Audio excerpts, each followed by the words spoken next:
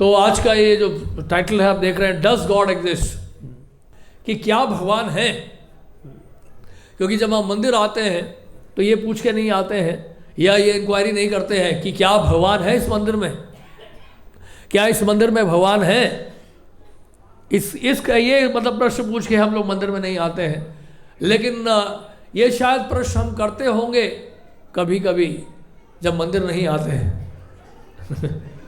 क्योंकि आज के आधुनिक वातावरण में जब मॉडर्न साइंस का इतना इम्पैक्ट है, उसका इतना प्रभाव है, उसका इतना इन्फ्लुएंस है, तो बड़ा मुश्किल है उस ऐसे वातावरण में एक्सेप्ट करना कि वास्तव में भगवान है। आजकल की शिक्षा प्रणाली, आज का मॉडर्न एजुकेशन हमें एनकरेज नहीं करता कि भगवान है तो इसलिए हम लोग समझने का प्रयास करेंगे, क्योंकि ये जो प्रेजेंटेशन है ये बेसिकली लॉजिकल प्रेजेंटेशन है और लॉजिक्स के माध्यम से हम समझने का प्रयास करेंगे। और आप देखेंगे कि काफ़ी हद तक हम लोग कोशिश यही करेंगे, काफ़ी हद तक हम लोग उसमें कन्विंस हो जाएं क्या भगवान है। जब लोग नास्तिक हो जाते हैं, atheist, I don't believe in God, मैं भगवान पे विश्वास नहीं करता हूँ, मेरे साथ इतना क्यों हुआ है, बहुत बुरा हुआ है मेरे साथ, मेरा मकान बिक गया, मैं सड़क पे आ गया, मेरे घर वाले मुझे छोड़ के चले गए, मेरे बच्चे मेरी बीवी सब छोड़ के भाग गए, अमेरिका चले गए, कोई रशिया चले गए, मैं अकेला रह गया हूँ घर में, क्या करूँ समझ नहीं आता है मुझे, मेरा बेटा फेल हो गया एग्जाम में, मैं किसी भगवान को विश्वास नहीं करता हूँ, I don't believe in God. और दूसरा व्यक्ति क्या कहता है, हमें भगवान पे विश्वास करने की कोई आवश्यकता नहीं है, भगवान पे तो वो विश्वास करते हैं जिनके पास कुछ नहीं होता है, जिनके जेब खाली होते हैं वही मंदिर जाते हैं और घंटी हिलाते हैं। हम तो एक बटन दबाते हैं तो चार्टर्ड अकाउंटेंट आता है, दूसरा बटन दबाते हैं तो इंजीनियर आता है, तीसरा बटन दबाते हैं तो हमें न्यूयॉर्क की टिकट मिलती है। कितने सारे लोग हमारे आगे पीछे भागते हैं। हमें भगवान की जरूरत नहीं है, भगवान को हमारी जरूरत है। हम किसी भगवान पर विश्वास नहीं करते क्योंकि हम ही भगवान हैं। और इस कैटेगरी के लोग भी हैं। और तीसरे कैटेगरी के लोग क्या है, एक बार भागवत कथा हुई, भागवत कथा का आयोजन होता रहता है, तो उसमें कथावाचक बैठे हुए थे और आप जैसे बहुत सारे श्रोता बैठे थे, उसमें से कुछ बुद्धिमान श्रोता भी थे। तो कथावाचक ने कहा, हम सब भगवान हैं, आप सब भगवान हैं, सब भगवान हैं, सिर्फ बस समय का इंतजार है, जैसे ही माया का पर्दा हटेगा हम अनुभव करेंगे, एहसास करेंगे कि हम सब भगवान हैं। तालियां बजने लगी। लेकिन कुछ लोग बड़े बुद्धिमान थे, उन्होंने कहा, महाराज जी एक बात बताइए, अगर हम सब भगवान हैं तो आप कथा क्यों कर रहे हैं, कथा किसके लिए कर रहे हैं, हम अपना समय क्यों खराब करें। वहाँ के जो आयोजक थे उन्होंने कहा कथा के बाद, महाराज जी ऐसा है, आपने कहा आप भगवान हैं, हम सब भगवान हैं, अगर हम सब भगवान हैं तो कथा हम खुद ही कर लेंगे, हम इतना क्यों खर्चा कर रहे हैं। तो इस तरह से तरह तरह के लोग संसार में हैं जो अपने आप को भगवान बताते हैं। तो इसलिए प्रश्न फिर वही उठ रहा है, क्या भगवान है, डज गॉड एग्जिस्ट। अब देखिए आइजैक न्यूटन के बारे में सुना है आपने। आइजैक न्यूटन बहुत बड़े साइंटिस्ट थे। आइजैक न्यूटन थीस्ट थे, उनको विश्वास था भगवान पे। तो उन्होंने कहा अपने फ्रेंड को बुलाया, ऐसा करो यार तुम रात को आ जाना डिनर पे रात को आ जाओ, नहीं ऐसा करो तुम यार सुबह आ जाना ब्रेकफास्ट में।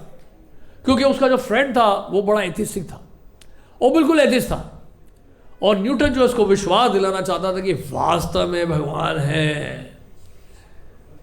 तो उसने क्या किया, अपने कमरे में एक सोलर सिस्टम जो है उसे क्रिएट किया, हाँ उसका मॉडल, सोलर सिस्टम का एक मॉडल क्रिएट करके उसे टेबल पर रख दिया, रातों रात बना के फर्स्ट क्लास एकदम हूबहू ऐसे ही। और उसके बाद सुबह वो आया, उसका फ्रेंड आया ब्रेकफास्ट पे, और ब्रेकफास्ट के बाद फिर उसने कहा मैं तुम्हें कुछ दिखाना चाहता हूँ, जानते हो क्या। तो ताला खोला तो टेबल के ऊपर देखा ब्यूटीफुल मॉडल सोलर सिस्टम का। देखा, अरे वाह कमाल हो गया, किसने बनाया, हु मेड इट। तो न्यूटन ने कहा कि बस आप विश्वास नहीं करोगे, कल रात को मैं जब सो गया और जब सुबह उठा, जब मैंने कमरा खोला कमरा खोला, मैंने देखा अचानक टेबल पे मॉडल देखा मैंने सोलार सिस्टम का, और वो देखकर मैं एकदम से स्तब्ध हो गया। पता नहीं कैसे निकल आया ये, किसने बनाया ये, कहां से आया ये। देखा क्या बात कर रहे हैं आप, कैसा मजाक कर रहे हैं आप, सुबह सुबह ब्रेकफास्ट पे बुलाया है लेकिन तुमने तो मेरा सब कुछ ब्रेक कर दिया। ये तुमने सोलार सिस्टम यहाँ पे मॉडल बनाया हुआ है और तुम कहते हो कि किसी ने नहीं बनाया, अचानक प्रकट हो गया।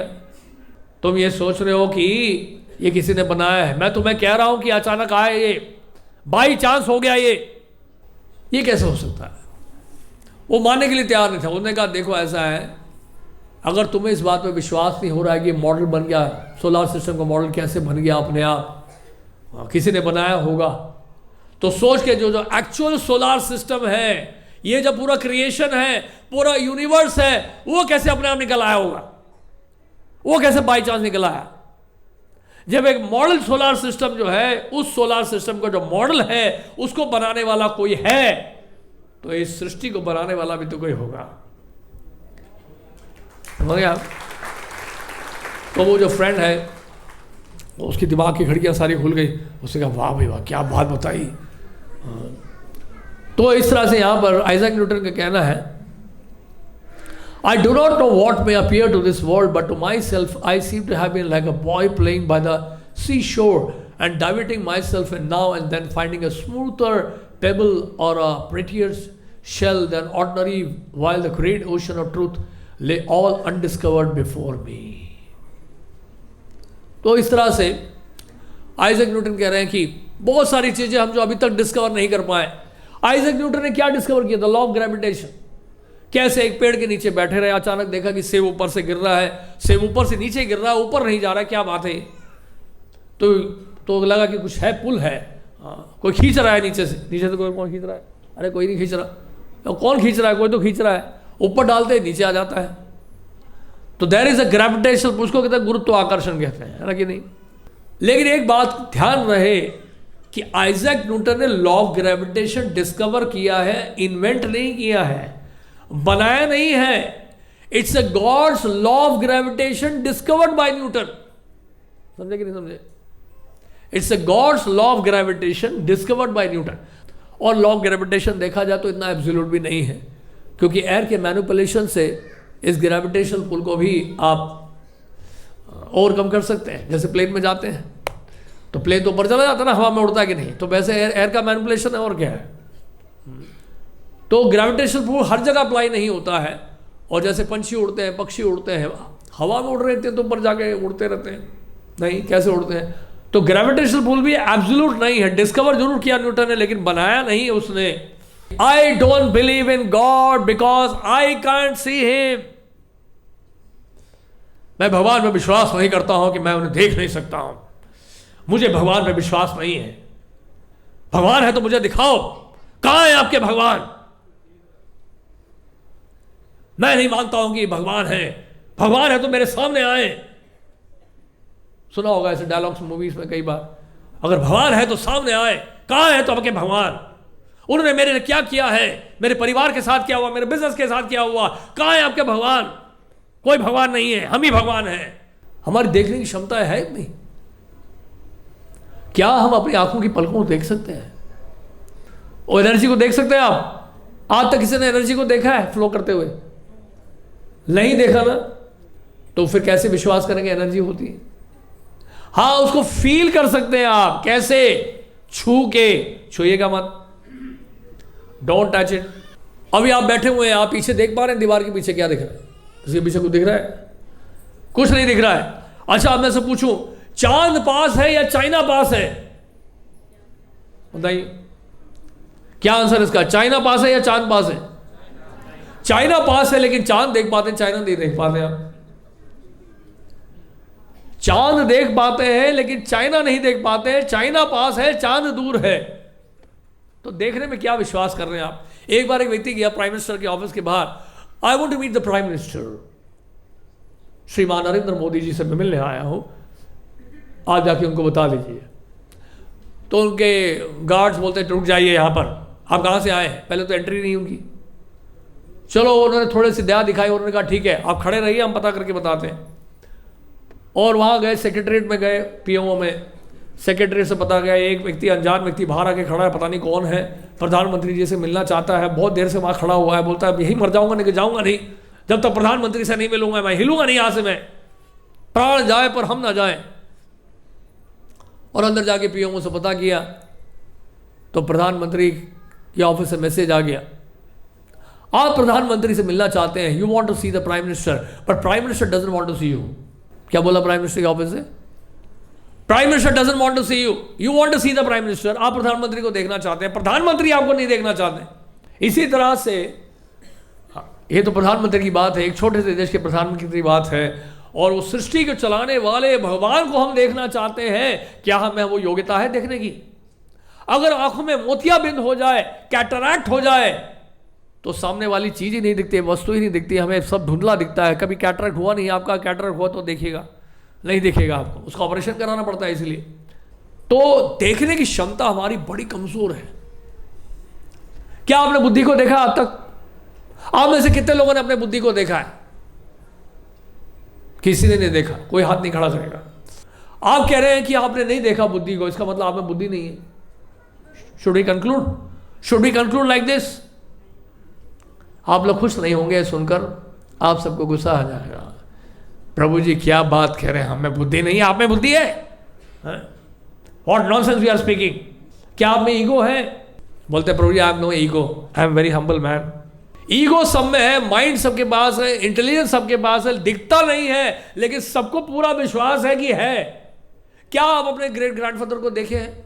आपने अपने great grandfather, great great grandfather को देखा है? Great great great great grandfather को देखा है? विश्वास करते हैं कि वो थे कि नहीं थे? कैसे पता आपको? So many things we have not seen in this world. इस संसार में रहते ही हमें कई चीजें हमने नहीं देखी है। हमारे श्रील प्रभुपाद ने बहुत बढ़िया बात बताई, बड़े ध्यान से सुनेगा। हमारे जो फाउंडर आचार्य श्रील प्रभुपाद, उनकी कृपा से मैं यहाँ बैठा हूँ, और श्रील प्रभुपाद इस्कॉन के फाउंडर आचार्य हैं। जो भी हम प्रेजेंटेशन आज दे रहे हैं सब उन्हीं का बताया गया है। आज उन्हीं की कृपा से पूरे विश्व भर में प्रचार हो रहा है, और सारा श्रेय श्रील प्रभुपाद जी को जाता है। प्रभुपाद से बोला था कि I want to see God, I can't see him. तो जानते क्या उत्तर दिया था उन्होंने? बड़ा उत्तर दिया उन्होंने कहा कि if you have not seen God that does not mean nobody has seen God. अगर आपने भगवान को नहीं देखा है, इसका मतलब यह नहीं है कि किसी ने भगवान को नहीं देखा है। आपने उस व्यक्ति को नहीं देखा है जिसने भगवान को देखा है। आपने अगर प्रधानमंत्री मोदी जी को नहीं देखा है, इसका मतलब यह नहीं कि किसी ने मोदी जी को नहीं देखा है। यह बड़ा ही एब्सर्ड और बड़ा ही बड़ा ही अजीब सा कंक्लूजन है, क्योंकि I have not seen God therefore God does not exist. What does it mean? You have not seen, आप ये बोल सकते हैं कि I have not seen God, but don't say that there is no God because you have not seen God. एक गांव में ऐसी हुआ, एक गांव की कहानी है। एक साधु से संत महात्मा थे, एक गांव में गए, और गांव में क्या हुआ, ऐसी एक सभा बुलाई गई थी। बहुत सारे लोग बैठे हुए थे, बड़ी तादाद में लोग बैठे हुए थे। सबसे पहले वो महात्मा जी ने पूछा, आप में से कितने लोग भगवान में विश्वास करते हैं कि भगवान है? एक ने भी हाथ नहीं खड़ा किया। तो उस संत ने कहा, आप सब नास्तिक हैं, आपको भगवान के बारे में बताने का क्या फायदा, मैं जा रहा हूं। तो उस संत महात्मा वहां से चले गए। फिर से उनको बुलाया गया, अरे ये क्या किया हमने हाथ ही नहीं खड़ा किया। वो तो चले गए, दोबारा बुलाया जाए उनको। दोबारा जब बुलाया गया अगले दिन, फिर पूछा उन्होंने, आप में से कितने लोग मानते हैं, विश्वास करते हैं कि भगवान है? तो सबने हाथ खड़ा कर दिया। वो संत ने कहा, अरे आप सब मानते हैं भगवान है, फिर आपको कथा की क्या आवश्यकता है? फिर से चले गए। तीसरे दिन आए, उन्होंने सभा कथा से पहले उन्होंने आपस में चर्चा कर ली। उन्होंने कहा, बार बार ऐसे संत जो है आके चले जाते हैं, कुछ सोचना पड़ेगा हमें। ऐसा करते हैं, आधे लोग बोलते हैं कि मानते हैं, आधे लोग बोलते हैं नहीं मानते। तो तीसरे दिन आए। तीसरे दिन जब आए तो जानते क्या हुआ? उन्होंने कहा, आप में से कितने लोग मानते हैं भगवान है? आधे लोगों ने हाथ खड़ा किया, आधे लोगों ने नहीं खड़ा किया। आधे लोगों ने कहा कि हम मानते हैं भगवान है, आधे लोगों ने कहा कि हम भगवान नहीं मानते हैं, कि नहीं मानते हैं भगवान है। तो उन्होंने कहा, ये तो बहुत आसान हो गया। और जो मानते हैं भगवान है वो इनको समझाएं कि भगवान है। और ऐसे करके फिर से चले गए वो संत वापस, वो संत वापस चले गए फिर से। तो तीसरी बार भी कथा नहीं। कथा क्यों नहीं कर रहे थे, उसका कारण क्या था? कारण ये था उन लोगों की श्रद्धा जो थी, उन लोगों की उनका जो फेथ था बड़ा फ्लिकरिंग फेथ था। उनको कन्विक्शन नहीं था कि वास्तव में भगवान है। इस कारण से वो उनको समझा नहीं रहे थे, वो बता नहीं रहे थे, कथा कर नहीं रहे थे वो, क्योंकि फेथ बड़ा फ्लिकरिंग होता है। फेथ एक ऐसी चीज है जो जब तक फेथ ना हो आप कन्विंस नहीं होंगे। बचपन से देखिए क्या है, फेथ हमें अप्लाई करना पड़ता है, सिंपल सी बात। जैसे फॉर एग्जाम्पल आपने पानी का बोतल खरीदा, बोतल खोल के पानी पी लिया, आपको कैसे पता कि वो कंपनी से भर के आया, नलके से भरा होगा? ऊपर लिखा जरूर है, अगर हम बोतल से भर दें आपको कैसे पता लगेगा? आप थोड़ा कौन सा वहां टेस्ट करने वाले हो? नहीं, आप एकदम से तुरंत पी जाते हो। आप देखते हो ये फ्लाइट जा रही है, यहाँ से दिल्ली लंदन न्यूयॉर्क की फ्लाइट है, और आप टिकट खरीद के आप प्लेन में बैठ जाते हो पूरे विश्वास के साथ कि न्यूयॉर्क पहुंच जाओगे आप। बहुत विश्वास, आपको इतना फेथ है कि वो फ्लाइट जो है आपको लंदन न्यूयॉर्क तक पहुंचा देगी। रास्ते में कुछ हो गया तो कहने का मतलब है फेथ तो देखिए अप्लाई करना पड़ता है, बचपन में सिखाया जाता है। A for apple, B for boy, C for cat, D for dog. जब भी एप्पल देखो, जब भी बॉय को देखो, जब भी कैट को देखो तो अल्फाबेट याद आएगा। इस तरह से बच्चे अल्फाबेट सीखते हैं कि नहीं? लेकिन बच्चों ने आज तक तर्क नहीं किया। According to my opinion teacher this is B. आप ए कह रहे हैं, लेकिन मेरे ख्याल से मेरा मत यह है कि बी है। What is the proof that this is a? क्या सबूत है आपके पास कि ए है? जहां तक मेरी बात है, मैं तो ये कहूंगा कि ये बी है। तो यानी कि फेथ तो अप्लाई करना पड़ता है, कई जगह फेथ अप्लाई करना पड़ता है आपको। और जब फेथ अप्लाई जब कर देते हैं तो धीरे धीरे हम लोग एक्सपीरियंस से सीखते हैं कि मैं नहीं, पूरे विश्व में, संसार में सभी लोग मानते हैं कि ए है, बी नहीं है ये। तो फेथ को अप्लाई करना पड़ता है। इसी तरह से क्या है, we have to apply faith. एक और गांव की कहानी, एक गांव में ऐसे ही हुआ। जानते क्या हुआ? अमेरिकन वहां पहुंचा अपने फ्रेंड से मिलने के लिए, और बहुत सालों के बाद मिले थे, क्योंकि उसी गांव से था वो, और वापस लौटा था 30-40 साल के बाद, और काफ़ी उम्र हो गई थी। लेकिन ये अमेरिकन बड़ा एथिस्ट था, उसको विश्वास ही नहीं था। और वो क्या करता था, वो हमेशा फॉल्ट देखता था कि भगवान ने देखो कैसा बनाया है, क्या सृष्टि बनाई है इन्होंने। तो वो घूम रहे थे, खेतों से गुजर रहे थे, उन्हें क्या सृष्टि बनाई है, ये देखो, ये सीताफल है, ये ज़मीन पे उगा हुआ है, और ये देखो अमरूद का पेड़, ये छोटा सा फल है, उसको ऊपर लटका दिया, और इतना बड़ा फल, सीताफल, उसको ज़मीन में उगा दिया। बनाना ही नहीं आता, तुम्हें तो बड़ा भगवान में विश्वास है। तो क्या हुआ, वो दोनों चल रहे थे, इस तरह से बातें कर रहे थे, वो बार बार दोष निकाल रहा था और थोड़ा विश्राम कर रहे थे। अचानक बहुत तेज आंधी आई, बहुत तेज, इतनी तेज आंधी आई कि अमरूद जो है गिर पड़ा, और जहां वो लेटा हुआ था अमेरिकन, उसकी नाक पे आके गिरा। उसके नाक पे आके गिरा, नाक उसकी पिचक गई और बहुत तेजी से उसको चोट लगी, और बड़ा चिल्ला, अरे क्या हो गया? उसके मित्र ने कहा, उसके दोस्त ने कहा, देखो दोस्त, बुरा न मानना, एक बात बोलो, तुमने कहा कि सीताफल पेड़ में उगना चाहिए था और अमरूद जो है जमीन पर। अगर सीताफल अगर तुम्हारे नाक में गिरा होता तो तुम्हारे नाक की क्या हालत होती, पता यार? समझ गया? तो इसलिए क्या है, भगवान ने सोच समझ के किया है, ये मानना होगा। इस क्रिएशन का पर्पस क्या है? इस क्रिएशन का पर्पस ये है कि मैं सुबह 8 बजे ऑफिस चला जाऊं, पूरे दिन मेहनत करूं, घरे की तरह काम करूं, मैं अपना परिवार चलाऊं और संतान उत्पन्न करूं और कुछ पैसे कमा लूं, धन कमा लूं जीवन भर, और उसके बाद रात को आके सो जाऊं, और इस तरह से जीवन बिताते बिताते बिताते बिताते वृद्धावस्था को पहुंच जाऊं और शरीर त्याग दूं मैं, बस। This is the purpose of the creation. क्या इसीलिए इतनी बड़ी सृष्टि बनाई गई है? क्या इसीलिए इतना बड़ा ब्रह्मांड बनाया गया है? इस क्रिएशन का पर्पस क्या है? और मेरे जीवन का पर्पस क्या है? मैं क्यों जी रहा हूं? कभी हमने सोचा है what is the purpose of this creation? What is my purpose? मैं इस संसार में आया क्यों, और संसार छोड़ने के बाद मैं कहां जाऊंगा, और इस संसार में आने से पहले मैं कहां था? कभी सोचिएगा, फूड फॉर थॉट। अगर एक छोटा सा अभी वॉच भी देखते हैं तो वॉच इस तरह से नहीं बनाया गया है। वॉच के पार्ट्स को उछाला ऐसे किसी ने और अचानक घड़ी निकल आई। होता है कभी ऐसे? है कभी ऐसा होता है? या आपके एंड्रॉइड फोन में जितने भी पार्ट्स है उसको ऐसे उछाला किसी ने और फोन निकल आया उसमें से। होता है कभी ऐसे? एक छोटा सा पेन, छोटा पेन, इस क्रिएशन में छोटी सी छोटी चीज किसी ना किसी ने बनाई है। तो एक छोटी सी सुई, एक आपके शर्ट का बटन, उसको बनाने वाला भी कोई है।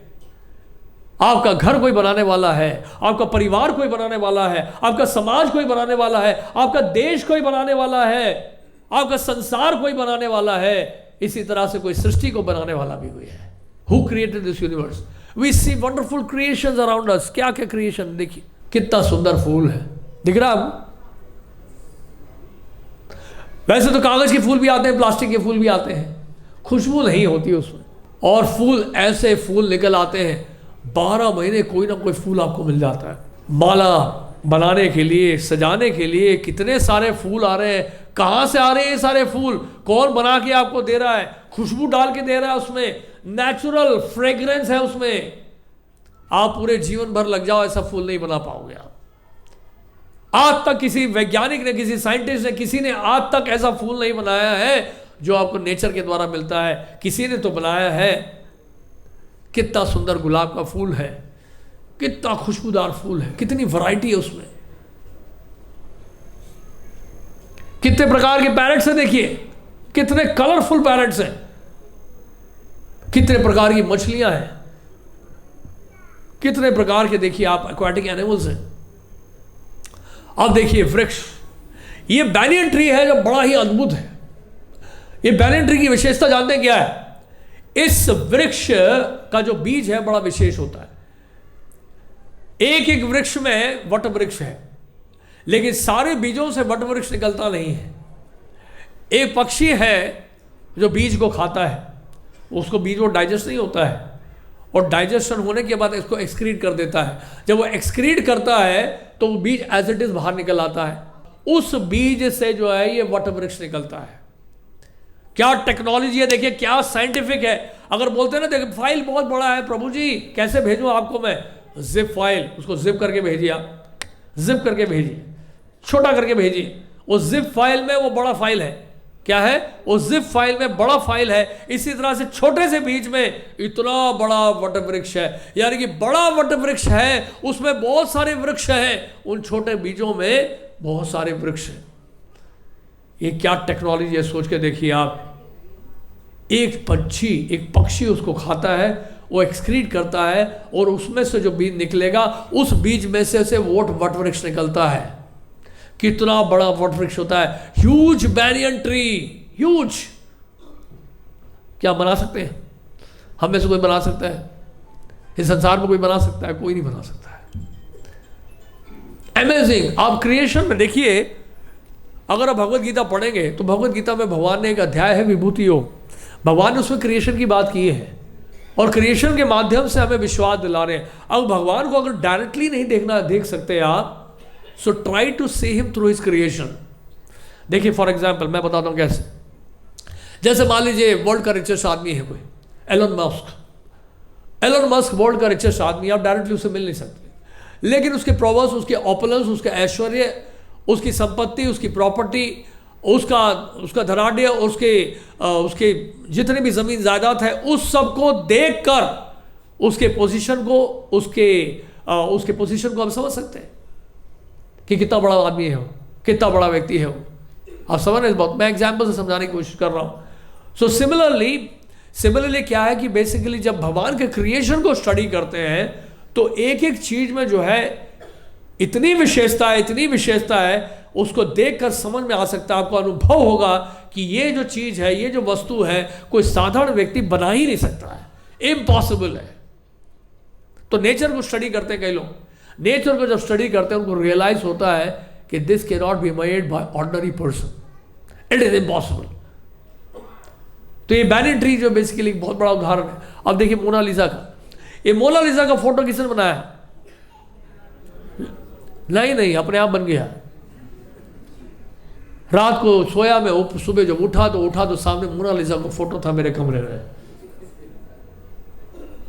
ऐसा होता है। इसका भी एक आर्टिस्ट लियोनार्डो दा विंची, एक आर्टिस्ट है इसको बनाने वाला, और ये 2 डायमेंशनल फोटो है। It's a 2 dimensional photo made by an artist. ये नेचुरल फोटो नहीं है, एक आर्टिस्ट ने पेंटिंग किया है, बनाया है, मोनालिसा का फोटो बनाया है। अब देखिए ये पेंटिंग नेचुरल है, नेचुरल इन द सेंस ये असली वृक्षों का, ट्री का एक पिक्चर है, और ये थ्री डायमेंशनल पिक्चर है। 3D को बनाने वाला आर्टिस्ट होगा कि नहीं? आपका शर्ट बनाने वाला कोई टेलर है तो कुर्ता बनाने वाला भी कोई टेलर है, राइट? टी शर्ट बनाने वाला कोई टेलर है तो शर्ट बनाने वाला भी कोई टेलर है। Who is the artist? कौन है वो आर्टिस्ट? कौन है वो कलाकार? सोचा है कभी? सैटेलाइट को स्पेस में डालने के लिए कितनी मेहनत करनी पड़ती है। You have to work so much. बड़े बड़े साइंटिस्ट लगते हैं, सैकड़ों वैज्ञानिक लेकर बैठते हैं कंट्रोल रूम में, और सैटेलाइट को छोड़ा जाता है स्पेस में। It is not so easy job. Satellite को स्पेस में छोड़ना जो है, it is not so easy job. उसके लिए क्या क्या जरूरत पड़ती है? Round the clock critical observation of the critical parameters. दिन रात लगे रहना पड़ता है सैटेलाइट को प्रॉपर स्पेस में, प्रॉपर ऑर्बिट में छोड़ने के लिए।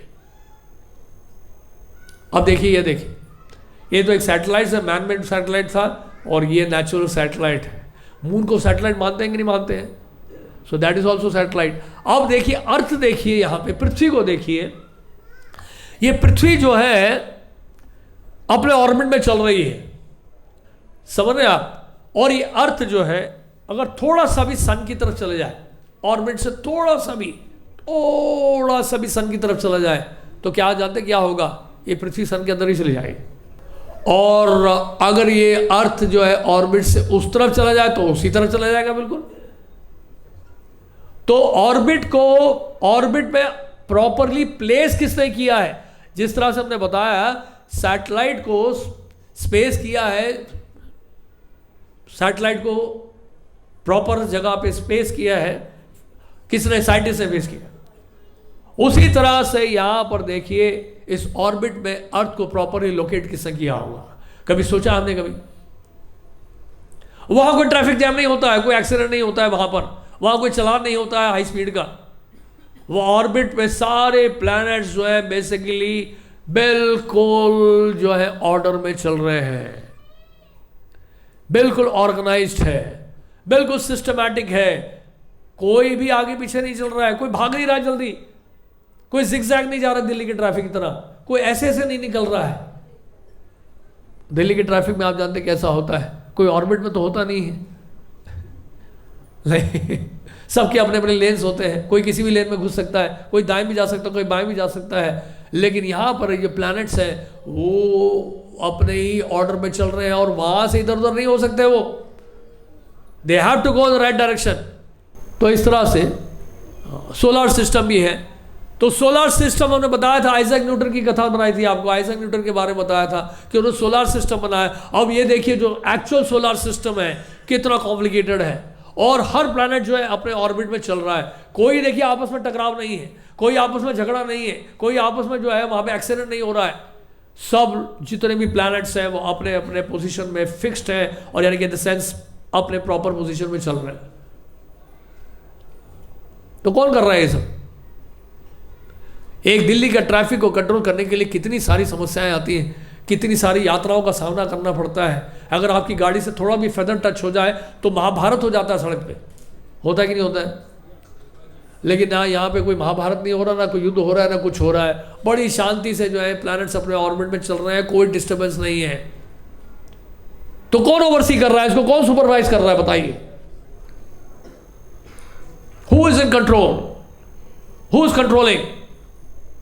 अब देखिए हमारा जो ह्यूमन ब्रेन है इतना पावरफुल है कि जितने भी संसार में लाइब्रेरीज हैं, जितने भी संसार में पुस्तकालय हैं, अगर उसके इंफॉर्मेशन को स्टोर करना हो ब्रेन में तो ब्रेन कर सकता है। इतना ब्रेन हमारा पावरफुल है। एक स्टूडेंट को बता रहे थे कुछ, एक प्रोफेसर था, उसने ये बोला अपने स्टूडेंट्स को, वो लेक्चर दे रहा था, उसने ये कहा अपने लेक्चर में कि the God does not exist, भगवान कोई नहीं होते हैं। आज साइंस से प्रूव कर दिया है the God does not exist, क्योंकि हम भगवान को देख नहीं सकते हैं। तो बच्चों में से एक स्टूडेंट था, बड़ा बुद्धिमान था, उसने कहा सर एक बात बताएं, हम आपसे कुछ पूछना चाहते हैं। We can't see your brain. Professor से कहा we can't see your brain, we can't see the brain, we can't touch your brain, we can't taste your brain, we can't feel your brain, we can't perceive your brain, therefore you don't have brain. Therefore, बच्चों ने कहा therefore you don't have brain because we can't see your brain. तो brain लेकिन इतना powerful organ है कि संसार की जितनी भी लाइब्रेरीज है, जितनी भी बुक्स है, उसमें वो सब नॉलेज जो है, इंफॉर्मेशन स्टोर कर सकता है। ब्रेन में इतना पावर है।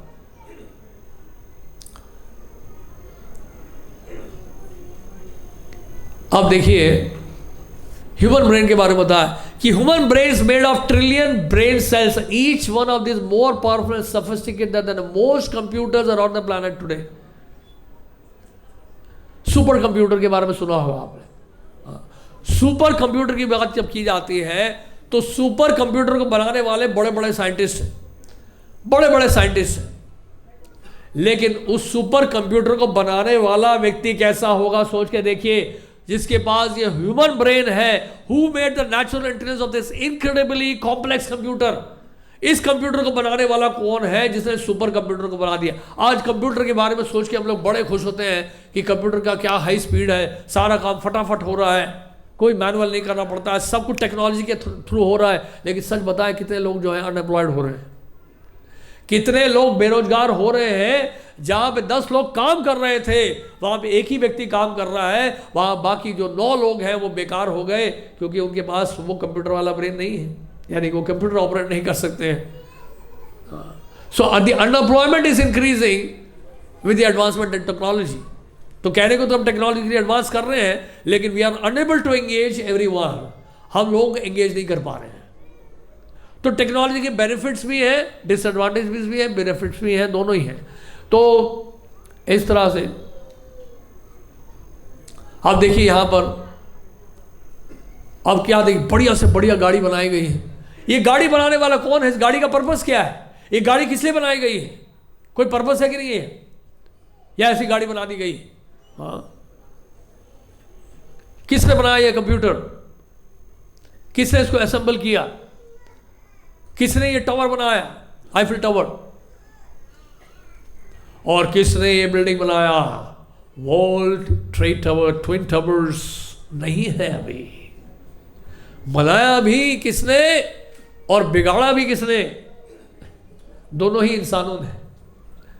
बनाने वाला भी इंसान था और उसको गिराने वाला भी इंसान था। आप जानते क्या हुआ? जब बिल्डिंग गिरा तो एक क्रिश्चियन प्रीस्ट थे, उनके से एक इंटरव्यू किया गया और उनसे पूछा गया एक बात बताइए, ये जब वर्ल्ड ट्रेड टावर गिरा 2 पंछियों ने इसको गिरा दिया। पंछियों ने मतलब प्लेन क्रैश, 2 पंछियों ने इसको गिरा दिया। उस समय आपके कहां थे भगवान? इतना बड़ा बिल्डिंग गिर गया, हजारों लोगों की मृत्यु हो गई। So where was your God? उस समय आपके भगवान कहां थे? In God we trust. उनके करेंसी में, उनके paper note, news currency note में लिखा रहता है in God we trust, but we don't have any trust now. There is no trust left. जब ये बिल्डिंग गिरी, जब ये इमारत गिरी, तो उस समय कहां थे हमारे भगवान? तो क्रिश्चियन प्रीस्ट बड़ा इंटेलिजेंट था, उसने कहा एक बात बताओ, बुरा ना मानना, आपने अपने एजुकेशन सिस्टम से, स्कूल में, कॉलेज में, अपने सिलेबस से आपने भगवान को हटा दिया बचपन से ही। मॉडर्न एजुकेशन में आपने प्रूव करने की कोशिश की है that God does not exist.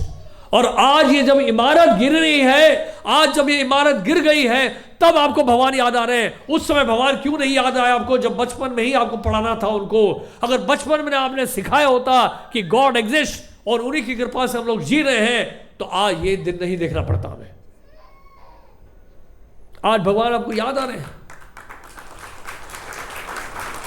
जब अपने कॉलेज के सिलेबस से, स्कूल के सिलेबस से आपने हटा दिया, रामायण की आवश्यकता नहीं है, महाभारत की आवश्यकता नहीं है। अंग्रेजों ने इस देश पे राज्य किया, जानते क्या हुआ? 1857 की बात है, इंडस्ट्रियल रेवोल्यूशन चल रहा था। लॉर्ड मैकुले, उन्होंने पूरे भारतवर्ष की यात्रा की, कश्मीर से कन्याकुमारी तक, और house of Commons British parliament में जाके उन्होंने कहा मैंने पूरे भारतवर्ष की यात्रा कर ली है। आप जानते क्या है, पूरी भारतवर्ष की यात्रा करने के बाद मैं इस कंक्लूजन में पहुंचा हूं, इस देश का विभाजन नहीं हो सकता है। It is impossible to divide this country because the cultural roots of this country is so strong, it is very very difficult to divide them. यहां का जो कल्चरल रूट्स हैं ये इतने मजबूत हैं, इस देश के विभाजन हो ही नहीं सकता है। तो उन्होंने कहा कैसे हो सकता है? फिर एक ही तरीका है, इन लोगों को बड़ा विश्वास है महाभारत, रामायण, भगवत गीता में, हमें एजुकेशन सिस्टम के थ्रू इनको अटैक करना होगा। बचपन से ही, स्कूल में ही, कॉलेज में हमें प्रूव करना होगा इनका रामायण, इनका महाभारत ये सब कल्पना है, माइथोलॉजी है। बचपन से जब ये लोग नास्तिक बन जाएंगे तो अपने आप इनके कल्चरल रूट्स भी कमजोर होने लग जाएंगे। और ऐसे ही हुआ। आज भी बुरा ना माने, हम ब्रिटिश सिस्टम एजुकेशन सिस्टम को फॉलो कर रहे हैं, और बचपन से सिखाया गया उनके द्वारा, ब्रिटिशर्स के द्वारा उस समय, कि महाभारत ये सब काल्पनिक है, रामायण काल्पनिक है, भगवान राम कोई नहीं थे, कोई लंका नहीं गए, कोई सेतु नहीं बनी। आप समझ रहे हैं? ये महाभारत कहाँ हुई है? कुरुक्षेत्र तो बहुत छोटा है, वहाँ कहाँ से महाभारत हो जाएगी? इतने सारे योद्धा कहाँ मारे जाएंगे? इस तरह से बचपन से क्या कहते हैं, ब्रेन वॉश किया गया उनको, ये प्रूव करने की कोशिश की कि ये सब माइथोलॉजी है, ये सब कल्पना है। तो लोगों का धीरे धीरे फिर विश्वास उठता गया, और धीरे धीरे लोग मॉडर्नाइज होते गए। मॉडर्नाइजेशन के नाम पर उन्होंने क्या हुआ, अपने ही कल्चर को, अपने ही जो है स्पिरिचुअल हेरिटेज, स्पिरिचुअल विजडम को भूल गए। हमारे फाउंडर आचार्य श्रील प्रभुपाद जब लंदन गए, इंग्लैंड गए थे, इंग्लैंड गए तो एक रिपोर्टर ने पूछा कि स्वामी जी एक बात बताइए, आपको इंग्लैंड कैसे लगा? आप यहां पर काफी दिनों से हैं। तो प्रभुपाद ने कहा दिस इज हेल। प्रभुपाद ने कहा ये नरक। उन्होंने कहा Swami ji but there is so much greenery here, यहाँ तो इतनी हरियाली है, इतना सुंदर वातावरण है, it's so green here. Yes, Prabhupada ने कहा दिस इज ग्रीन हेल। उन्होंने कहा दिस इज ग्रीन हेल। उन्होंने कहा कि स्वामी जी एक बात बताइए, अंग्रेजों ने बहुत कुछ लूटा, ब्रिटिश म्यूजियम में जाइए, चोर बाजार है। इंग्लैंड में, लंदन में एक ब्रिटिश म्यूजियम है, वो चोर बाजार है, भारत से बहुत सारा लूटा वो माल वहाँ पर है, तो उसको म्यूजियम कहते हैं। तो उन्होंने कहा कि अंग्रेजों ने बहुत कुछ लूटा और आप भारत से आए हैं, लेकिन आप क्या लेकर आए हैं? आप क्या देने आए हैं? प्रभुपाद ने कहा ये बात सही है, अंग्रेजों ने बहुत कुछ लूटा इंडिया से, बहुत कुछ लूट के गए इंडिया से, बहुत कुछ लूट के गए, लेकिन एक चीज वो भूल गए, जहां का स्पिरिचुअल हेरिटेज, वहां का वैदिक विजडम, वो ले जाना भूल गए। वो मैं देने आया हूं, वो आप लोगों को देने आया हूं। वो भूल गए थे आप ले जाना, कोहिनूर हीरा ले गए, सब कुछ ले गए, लेकिन वहां का जो स्पिरिचुअल विजडम है, वहां का जो वैदिक विजडम है, वहां का जो वैदिक कल्चर है, आप ले जाना भूल गए थे, उसको मैं देने आया हूं। तो कहने का मतलब यह है कि इस प्रकार हम देख सकते हैं कि बचपन से, पैदाइश से ही अगर ये बेसिकली वैदिक विजडम या स्पिरिचुअल एजुकेशन दिया जाए तो फिर देखिए लाइफ बड़ा बैलेंस हो जाता है। अब देखिए आगे देखिए, तो कहने का मतलब है कोई क्रिएशन की बात करते हैं तो कहने का मतलब है उसको बनाने वाला कोई है।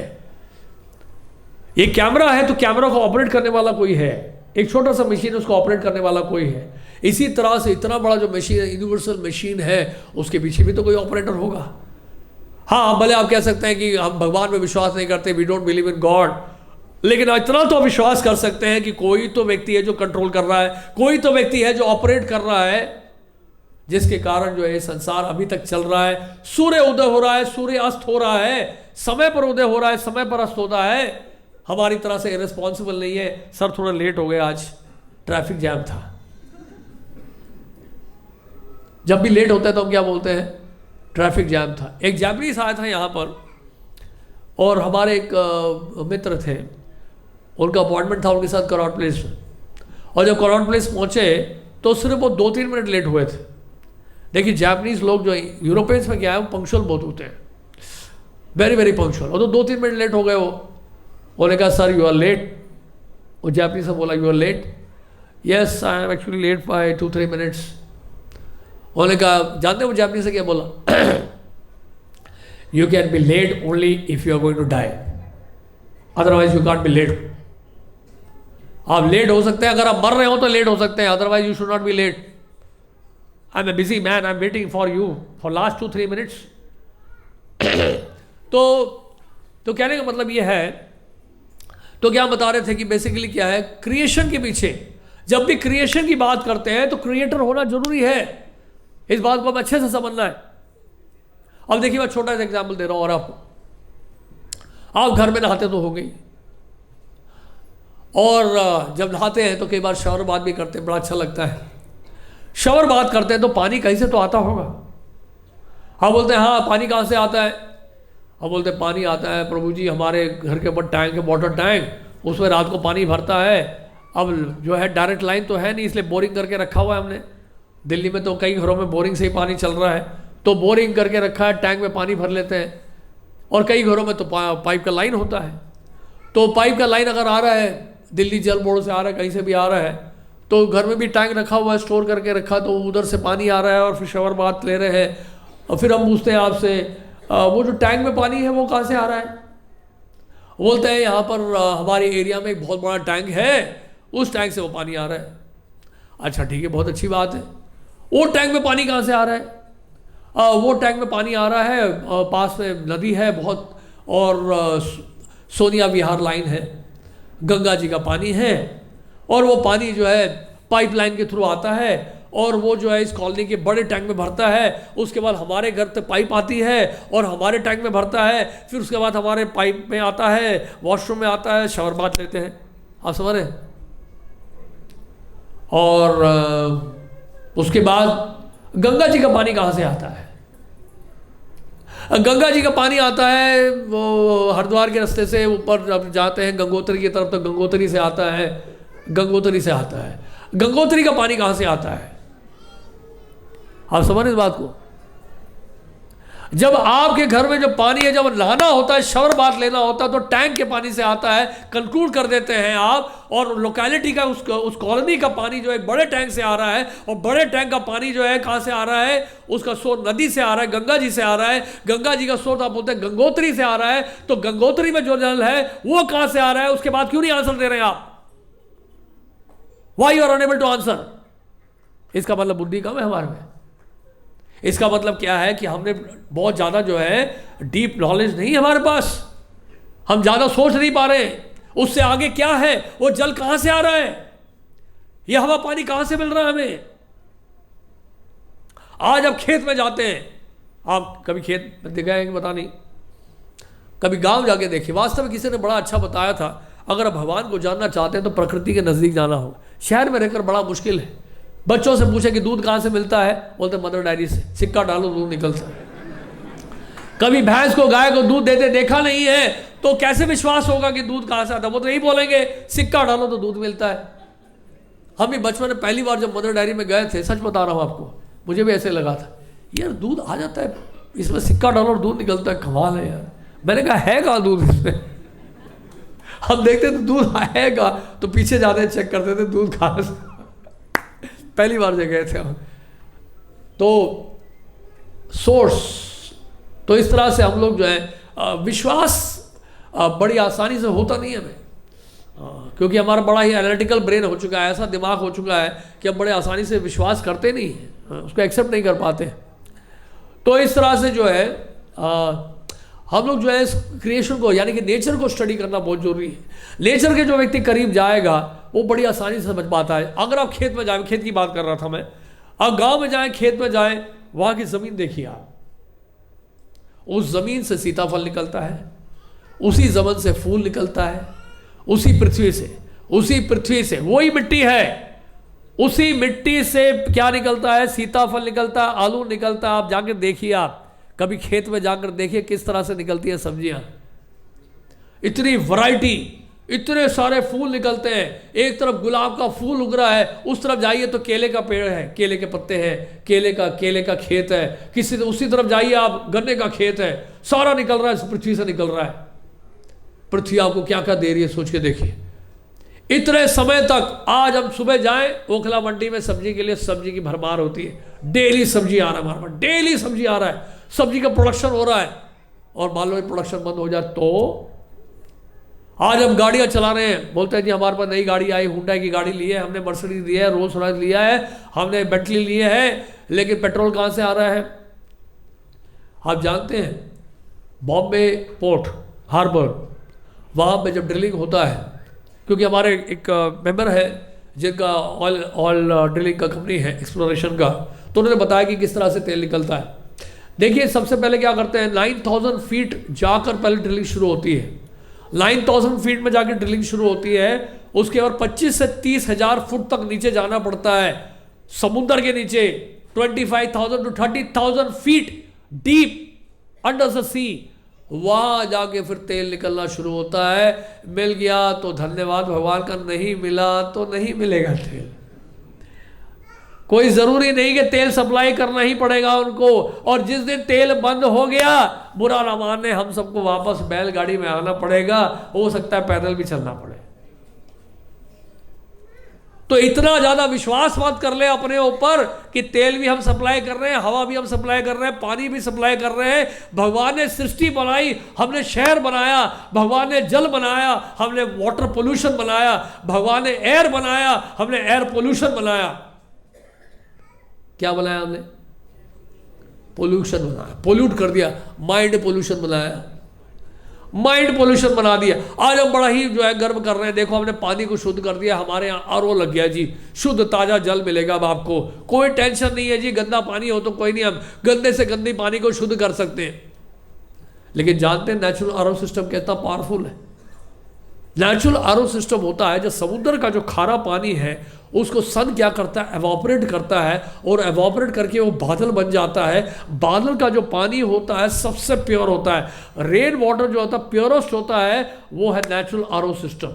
ऐसा नेचुरल आरओ सिस्टम ना तक किसी ने बनाया ना कोई बना सकता है। समुद्र के खारे पानी को बिल्कुल मीठा करके देता है। कैसे? नेचुरल आरओ सिस्टम के द्वारा। जब उसको सन के जब रेज जाते हैं, एवोपरेशन होता है, बादल बनते हैं, बादल से जो बरसात होती है वो बरसात का पानी सबसे शुद्ध माना जाता है। तो वो छोटे से मशीन से नहीं होता है सब कुछ।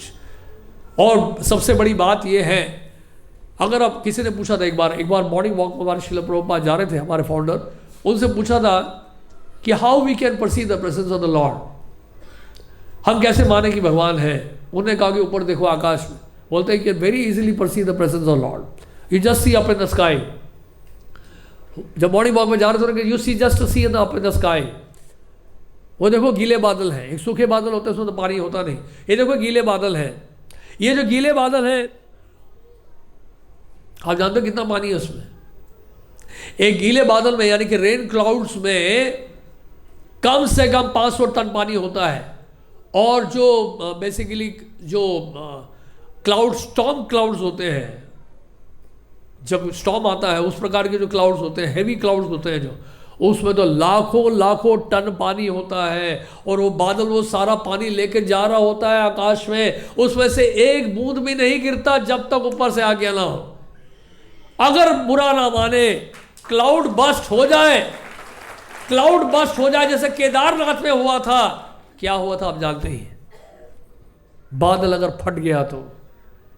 लेकिन बादल फटता नहीं है, क्योंकि बादल फटने नहीं देते हैं। समुद्र का पानी जो है अपनी बाउंड्री से आगे बाहर नहीं जाता है। समुद्र का पानी जो जापान में आ गया सुनामी के समय में, पूरे सिटी को ले गया वो। आप कभी बीच में जाके देखिए, बॉम्बे में जाइए, जुहू बीच में जाइए, समुद्र का पानी जो है अपने बाउंड्री से क्रॉस नहीं करेगा, एक तरफ आएगा, वहां तक रुके, वापस चला जाएगा। अगर वो पानी आ गया तो क्या करेंगे आप? अगर समुद्र में से नीचे से तेल आना बंद हो गया तो क्या करेंगे आप? अगर वायु बंद हो गई, सांस लेना मुश्किल हो जाएगा। जानते क्या हुआ था इटली में कोरोना के समय? कोरोना ने तो बड़ी अच्छी शिक्षा दी हम सबको, 2 साल के लिए हम लोगों ने बड़ा संघर्ष किया है। तो कोरोना काल में इटली में क्या हुआ, वहां पे एक व्यक्ति जब हॉस्पिटलाइज था, वो हॉस्पिटल से बाहर निकला, उसको ऑक्सीजन सिलेंडर्स काफी चढ़ाए गए थे। उसे एक बात बोली, उसे कहा कि बचपन से वो एक्चुअली बिलिंग के लिए खड़ा हुआ था, पेमेंट नहीं कर रहा था, काफ़ी देर से खड़ा था। तो उसने कहा सर ऐसा है, आप बहुत देर से यहाँ खड़े हैं, प्लीज़ पे द बिल। उन्होंने कहा कि मुझे पेमेंट की कोई चिंता नहीं है, इस हॉस्पिटल के जितने बिल्स हैं मैं सारा पे कर सकता हूँ, don't worry about the money. But मैं कुछ और ही सोच रहा था। मैं ये सोच रहा था कि 3-4 या 8-10 ऑक्सीजन सिलेंडर्स के लिए मैंने पेमेंट करना है। मैं ये सोच रहा था, बचपन से आज तक मैंने इतना ऑक्सीजन लिया और भगवान की कृपा से मुझे इतना ऑक्सीजन मिला, इतना ऑक्सीजन सप्लाई हुआ, आज तक भगवान ने मुझसे एक बार भी पेमेंट नहीं लिया, एक बिल नहीं दिया मुझे। और उसी ऑक्सीजन के लिए मुझे आज पेमेंट करना पड़ रहा है, उसी ऑक्सीजन के लिए मुझे पेमेंट करना पड़ रहा है। और मैंने उन भगवान को कभी धन्यवाद नहीं दिया। आज मैं पेमेंट करके आपको धन्यवाद दे रहा हूं, लेकिन दुर्भाग्य की बात है कि भगवान को कभी मैं धन्यवाद नहीं दे पाया कि जिनसे मुझे ऑक्सीजन मिला, आज तक मैंने उनको धन्यवाद नहीं दिया कि बचपन से आज तक सांस लेने के लिए मुझे इतना ऑक्सीजन मिला, मैं उनको कभी धन्यवाद नहीं दिया। और आज मैं एक हॉस्पिटल वाले को धन्यवाद दे रहा हूं, आज मैं अपने रिश्तेदारों को, मित्रों को धन्यवाद दे रहा हूं कि उन्होंने मुझे ऑक्सीजन सिलेंडर देके मुझे बचाया है। लेकिन बचपन से जो ऑक्सीजन सिलेंडर मिला, सॉरी ऑक्सीजन जो मिला, उसके लिए भगवान को मैंने क्यों धन्यवाद नहीं दिया, इसी बात का मुझे दुख है। तो इस तरह से shouldn't this universe have a super intelligent creator? क्या इस पूरे सृष्टि, पूरे ब्रह्मांड के पीछे कोई एक बुद्धिमान व्यक्ति होना चाहिए, नहीं होना चाहिए? कोई बनाने वाला व्यक्ति बुद्धिमान होना चाहिए, नहीं होना चाहिए? हाँ? There is a perfect brain behind all the natural physical laws. Albert Einstein बहुत बड़े साइंटिस्ट थे, तो उन्होंने ये कहा। अब देखिए, very interesting, beautiful, not so beautiful, handsome, ugly, shrinking rich, poverty stricken। बड़े ध्यान से देखिएगा। Medical education and medical research कर रहे हैं डॉक्टर्स, लेबर, भारी भारी वजन उठा रहे हैं। One child is born with a silver spoon, बचपन से ही रोल्स रॉयस में। दूसरा बच्चा बेचारा गरीब। कौन फैसला करता है? Who decides? बताइए, Who decides? हम लोग क्या क्या चूज करते हैं? देखिए, we choose a job, a wife or husband, a type of car, an apartment, and many more things. अब देखिए, what we don't choose, क्या हम चूज नहीं करते? बताइए। our parents। अब बोलते हैं अभी जो पेरेंट्स है ठीक है, लेकिन मैं सोच रहा हूं कि अगला जन्म मैं बिल गेट्स के यहां मेरा जन्म होना चाहिए, क्योंकि बहुत हो गया, अब इतना और गरीबी का सामना मैं कर नहीं सकता हूं, बार बार मुझे घर बदलना पड़ता है, बार बार किराए के मकान में रहना पड़ता है, छोटी बड़ी गाड़ियों से बहुत परेशान हो चुका हूँ, और कितना मैं नौकरी करूँगा। I would live a comfortable life, so I am going to America next life in the family of Elon Musk. So I want to change my parents, our beauty. हाँ, हम लोग इस संसार में आके भी जो है मेकअप के द्वारा, फेस लिफ्टिंग के द्वारा, हेयर डाई के द्वारा, या हेयर ही ना हो तो किसी ना किसी तरह से अपने शक्ल को बदल लेते हैं, बदलते कि नहीं बदलते हैं। लेकिन नेचुरल ब्यूटी की बात कर रहे हैं यहाँ पर, नेचुरल ब्यूटी की बात कर रहे हैं। वी कांट चूज दैट, है ना। जैसे भगवान ने आपको बनाया है वैसे रहना पड़ेगा। अगर आप मान लो मेकअप करके या फेस लिफ्टिंग करके या हेयर डाई करके आप देखने में अच्छे लग जाओ, जैसे कि मूवीज में दिखाते हैं, इतना सारा मेकअप भूत देते हैं चेहरे पर, लाइटें डाल डाल के आपको चमका देते हैं, और वास्तव में इतना व्यक्ति वो होता नहीं अच्छा सुंदर देखने में, लेकिन दिखा देते हैं कितना सुंदर है, लेकिन वो व्यक्ति हृदय के अंतःकरण में जानता है कि मैं तो व्यक्ति बूढ़ा हो चुका हूँ, आई एम सो अगली, ये तो कैमरा में पता नहीं कैसे लग रहा हूँ इतना अच्छा। ही सरप्राइज्ड, वो खुद ही आश्चर्यचकित हो जाता है, खुद ही हैरान हो जाता है, यार मेरा फोटो है ये, आई एम सो सरप्राइज्ड। और गाने वाले जो गायक हैं बड़े अच्छे ना गाते हो, आजकल तो ऐसी ऐसी टेक्नोलॉजी है, ऐसी ऐसे साउंड सिस्टम्स हैं, ऐसे ऐसी टेक्नोलॉजी, ऐसे स्टूडियोज हैं, ऐसे ऐसे मशीन्स हैं, आपकी आवाज़ ख़राब से ख़राब हो ऐसा लगेगा क्या गाते हैं भैया आप, क्या रिकॉर्डिंग की है आपकी। आवाज आपकी बढ़िया मधुर बनाई जा सकती है, आपका चेहरा बढ़िया सुंदर दिखाया जा सकता है, लेकिन अंदर जो हृदय के अंतःकरण में मन ही मन में आप जानते होंगे कि आपकी आवाज कितनी भद्दी आवाज है। बस ये है कि गधे नहीं आए आपको सुनने के लिए, आप जानते हैं कि आप कौन है। दुनिया को भले कितना भी धोखा देते रहे, आप अपनी पहचान आप खुद कर सकते हैं। सुबह जब उठते होंगे, आईने में अपना चेहरा देखते होंगे तो असलियत सामने आती होगी। So we don't choose our beauty, our intelligence, है कि नहीं? ऐसा नहीं कि मतलब बचपन में जो है एकदम से स्कॉलर बन गए और बचपन से आप थीसिस कर लिया। होते हैं कई लोग, बच्चों को होता है, चाइल्ड प्रोडिजी होते हैं, तो बचपन से बड़ा कंप्यूटराइज ब्रेन होता है, बड़े इंटेलिजेंट होते हैं, श्रुतिधार होते हैं और सुनते ही सब कुछ याद हो जाता है एक ही बार में। और कई लोग होते हैं बेचारे सोचते रहते हैं यार क्या करूँ मैं, दिमाग में घुस ही नहीं रहा, मेरा कुछ पल्ले ही नहीं पड़ता है, किताब के सामने बैठे हुए एक ही पेज में लगे हुए हैं 2 घंटे से और आगे बढ़ ही नहीं पा रहे। और कई बार एग्जाम में अपियर कर रहे हैं, बार बार फेल हो रहे हैं, बार बार फेल हो रहे हैं। और कई होते हैं किताब ऐसे देखते हैं, बस बस बस हो गया, समझ गया मैं, एक ही बार में बस झांके बस ग्लास करेंगे सारा दिमाग में घुस जाएगा, सुपर इंटेलिजेंट। तो वी डोंट चूज दैट, आपके हाथ में नहीं है। हु चूजेस, कौन ये फैसला करता है, and on what basis? Is it by chance? Chance का मतलब क्या? प्रोबेबिलिटी, आपने सुना होगा मैथमेटिक्स में प्रोबेबिलिटी होती है, मल्टीपल इवेंट्स होते हैं, ऑब्जर्व करते हैं आप उसको, तो उसको चांस कहते हैं। कभी हेड्स आता है, कभी टेल्स आता है, डाइस में कभी 3 आता है, कभी 4 आता है, so that is called probability. So is it by chance? No. तो इसी तरह से देखिए, आप सोलर सिस्टम की बात जब हमने की है, ऑल दी प्लैनेट्स, जितने भी प्लैनेट्स हैं वो सब फ्लोट कर रहे हैं, ऑर्बिट में फ्लोट कर रहे हैं।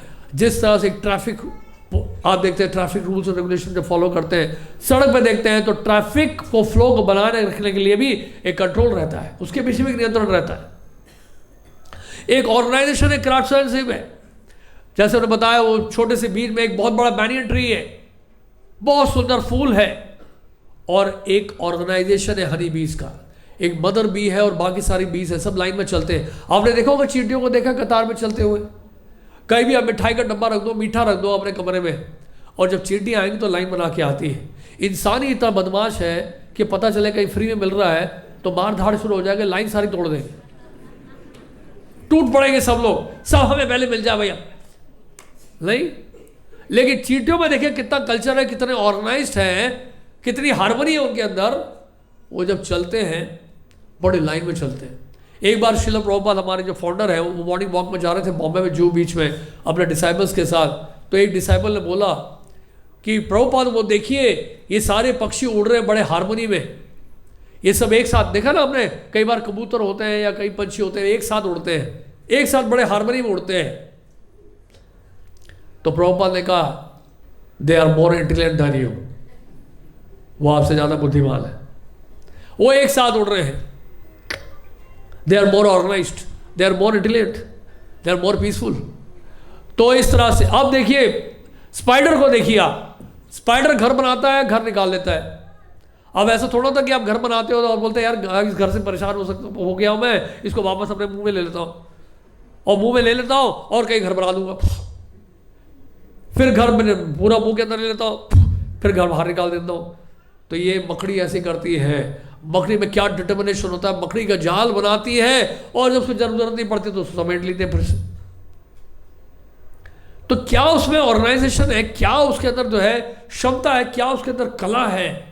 एक एक क्रिएशन में एक एक जो चीज है, एक एक इंसेक्ट, एक एक जो आइटम हम देख रहे हैं इस संसार में, सृष्टि में, अपने आप में सब में एक विशेषता है। भगवान ने एक एक चीज जो बनाई है बड़े सोच समझ के बनाई है। हर चीज में जो है अपनी एक क्षमता है, हर चीज में एक कला है। अब इसी तरह से हम देखते हैं, इस तरह से कई लॉज हैं, कई प्रकार के लॉज हैं। लॉ गवर्निंग हीट का, law governing light, law governing light gravity, laws of physics, laws of chemistry, laws of mathematics. अब कितने सारे लॉज की बात करते हैं हम लोग। जब लॉ की बात करते हैं तो क्या होना चाहिए, लॉ मेकर भी होना चाहिए। लॉ मेकर जब तक नहीं होगा तो लॉ कहां से निकल आया। जब इतने सारे लॉस की बात कर रहे हैं हम लोग, तो लॉ बनाने वाला लॉ मेकर भी तो होना चाहिए। जब ट्रैफिक लॉस की बात करते हैं तो लॉ मेकर होना चाहिए, जब स्टेट लॉस की बात करते हैं तो स्टेट लॉ मेकर होना चाहिए। इसी तरह से नेचर के लॉस के बारे में बात करते हैं कि लॉज ऑफ मटेरियल नेचर, तो उस लॉज ऑफ मटेरियल नेचर को बनाने वाला कोई लॉ मेकर तो होगा। How can our birth, beauty, intelligence alone be random events? यानी कि ये भी तो ऑर्गेनाइज्ड होगा, ये भी तो प्लानिंग होगी इसके पीछे कुछ ना कुछ, इसके पीछे भी तो कुछ होगा, इसके पीछे भी तो योजना होगी। Isn't there a law that governs this? इसके पीछे भी क्या कानून नहीं होगा, इसके पीछे भी क्या योजना नहीं होगी कि कौन कहां जन्म लेगा, किस में कितना इंटेलिजेंस होगा, किसके पास कितना धन होगा, कौन कौन से परिवार में जन्म होगा, आपका अमेरिका में जन्म होगा या पाकिस्तान में जन्म होगा, इंडिया में जन्म होगा, कहां आपका जन्म होगा, किस परिवार में जन्म होगा।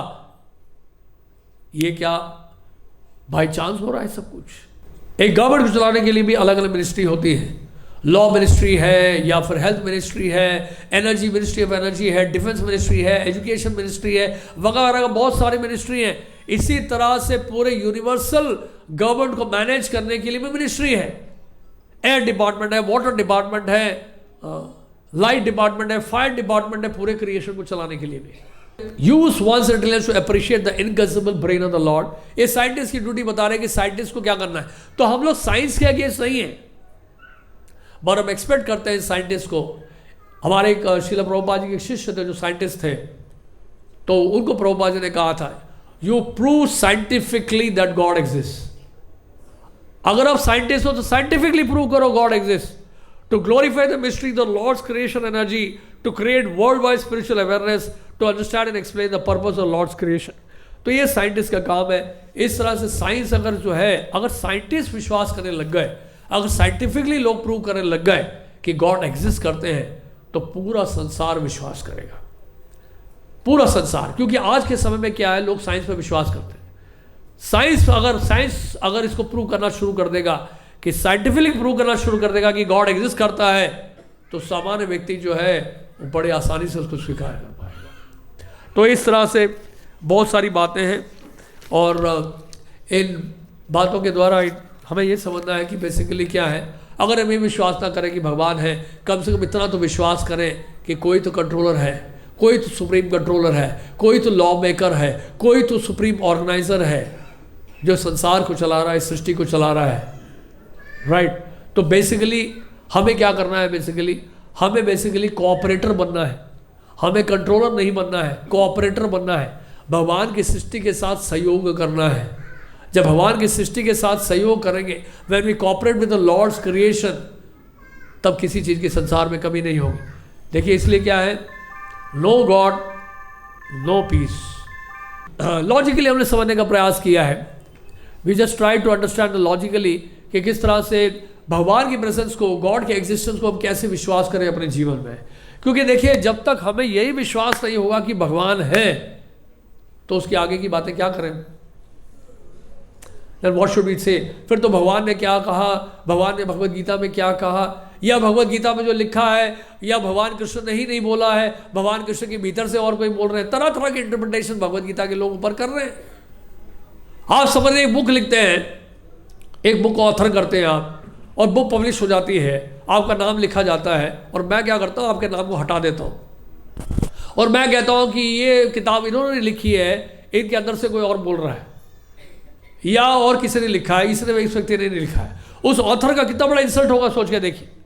अगर हम कहें कि भगवत गीता भगवान कृष्ण नहीं बोली है, उनके अंदर से कोई और बोल रहा है, it's a very big insult to the lord. तो कहने का मतलब है कि भगवत गीता को लोगों ने मिस इंटरप्रेट करके रखा हुआ है।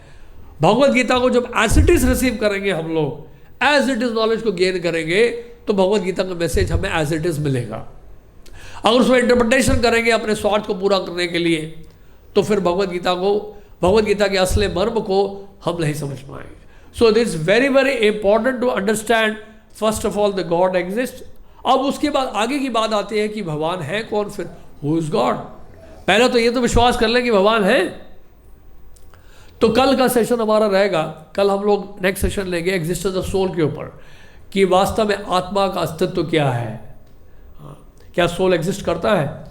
हाँ, क्योंकि सबसे पहले भगवान के बारे में जानने से पहले खुद को तो जान लें हम लोग क्या हम लोग एग्जिस्ट भी कर रहे हैं कि नहीं, क्या हम ये शरीर ही है या शरीर से परे कुछ और भी है, वो जानने का प्रयास करेंगे tomorrow. That will be next session. Hare Krishna.